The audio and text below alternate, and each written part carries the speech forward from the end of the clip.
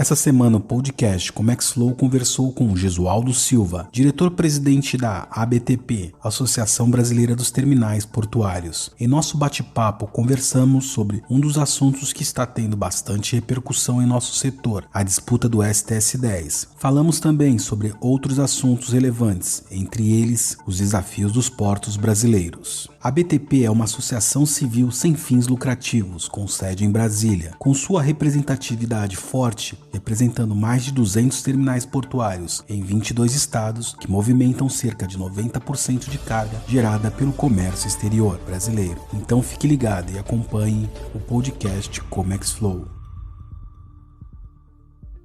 Seja bem-vindo ao podcast Comexflow. É um prazer tê-lo conosco para que possamos conversar sobre assuntos de grande relevância ao setor portuário. Agradecemos também a sua assessoria, que fez possível alinhar a sua agenda.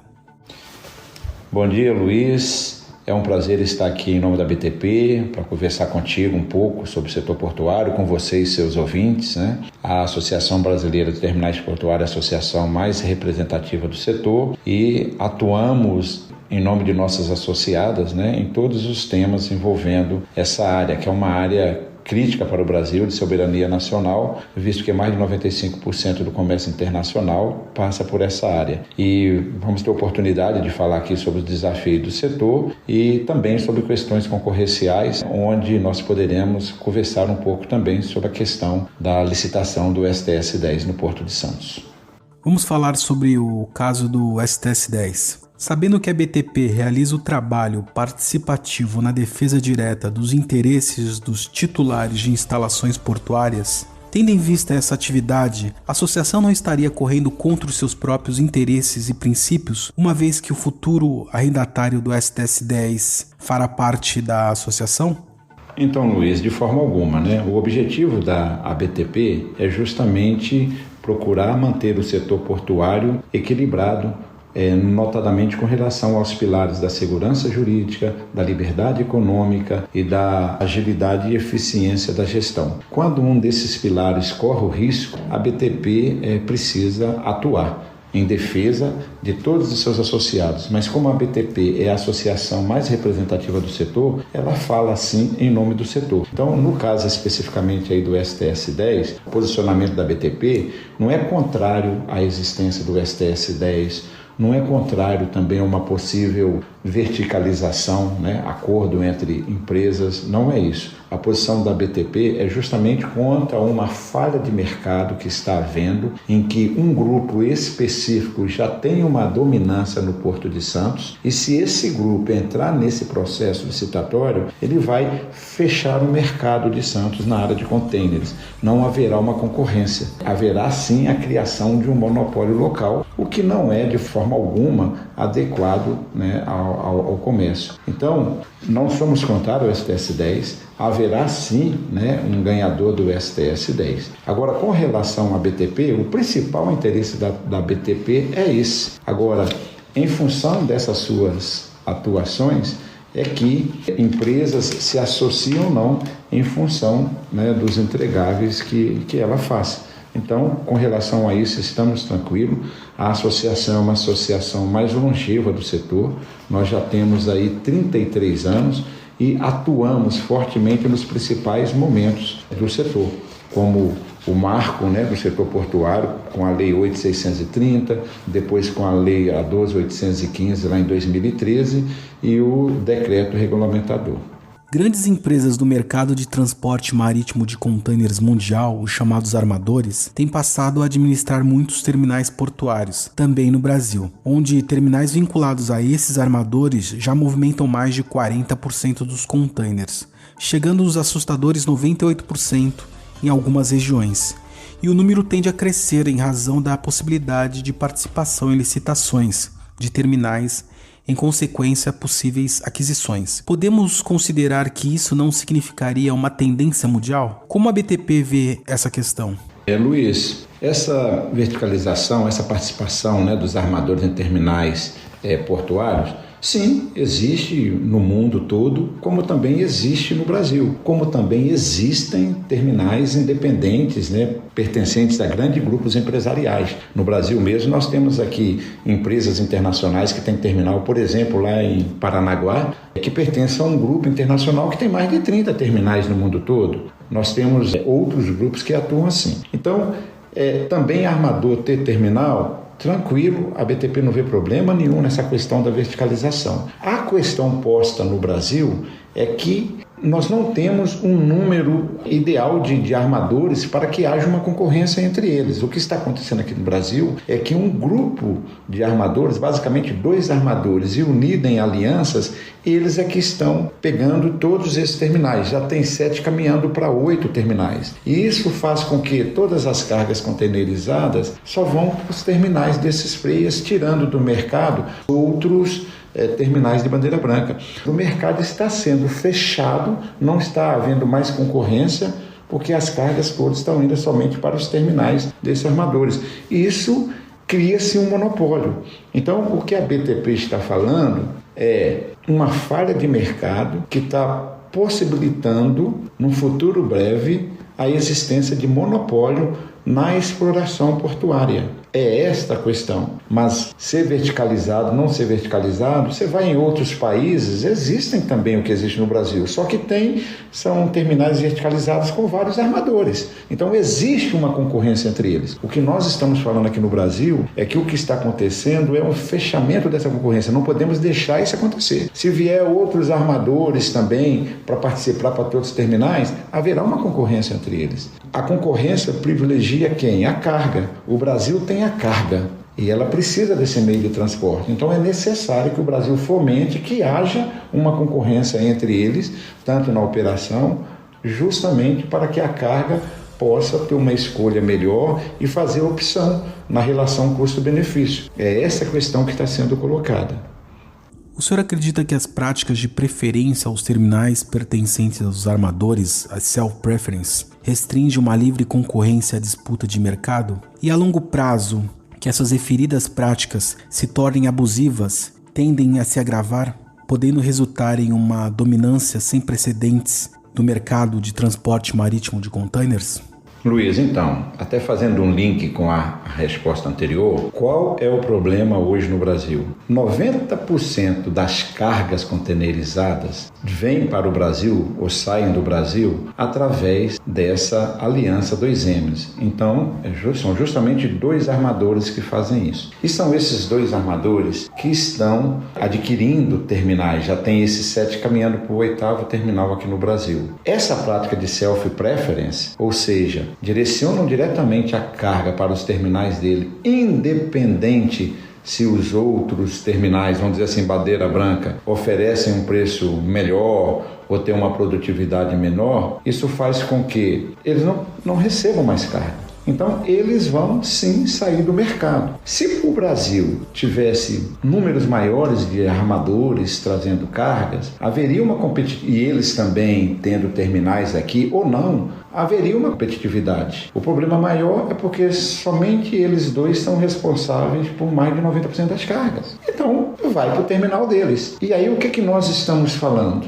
E até natural que eles queiram levar as cargas para os terminais dele. Por isso que precisa ter o órgão de controle entrar para observar que se só temos 2 armadores responsáveis por mais de 90% da carga e eles estão pegando os terminais dele, vai haver sim um fechamento do mercado. As cargas containerizadas só vão estar sendo movimentadas nos terminais dele. Isso é monopólio e isso dá sim ter domínio, ter uma dominância, e dentro de um monopólio o grande problema que existe é justamente o abuso, Perde-se o controle dos preços terrestres, até com relação ao escoamento das cargas, porque as cargas vão ter que procurar, vão ter que ir nos locais onde eles definem para estar recebendo essas cargas. Então, é isso sim que acontece. Então, ou seja, continuando essa prática de self-preference, considerando que eles é que detêm já o domínio das cargas que vêm para o Brasil, eles vão ter sim o domínio da exploração portuária. Pronto, vamos ter de fato um monopólio com todas as consequências que um monopólio traz. É isso que nós estamos advertindo. E aí o órgão regulador agora precisa entrar e resolver essa questão.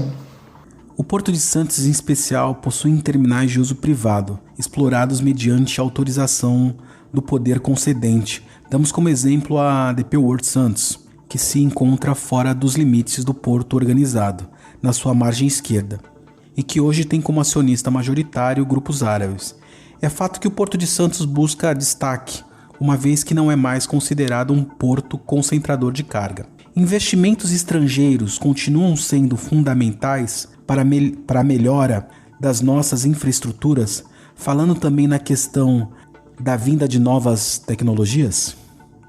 Luiz, então, toda fonte de investimento é extremamente saudável. Quando nós falamos em investimentos no setor portuário, né, investimentos vultosos. Então, sim, inclusive no caso aí da desestatização, né, da SPA, nós estamos falando em bilhões aí de outorga e investimentos, tá?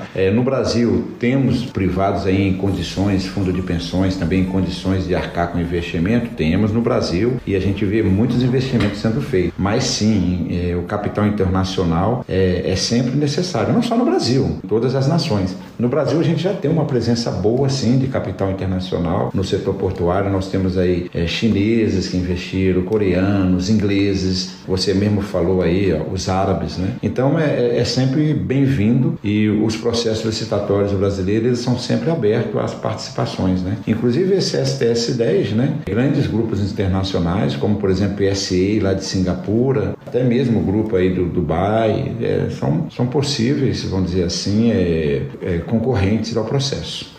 Em audiência pública sobre o arrendamento da área do STS-10 no Porto de Santos, o senhor destacou dos riscos concorrenciais envolvidos no processo licitatório, diante da possibilidade de que grupos de armadores participem do certame. Para o senhor, isso poderia fomentar a monopolização ou atual verticalização de cargas no Porto de Santos?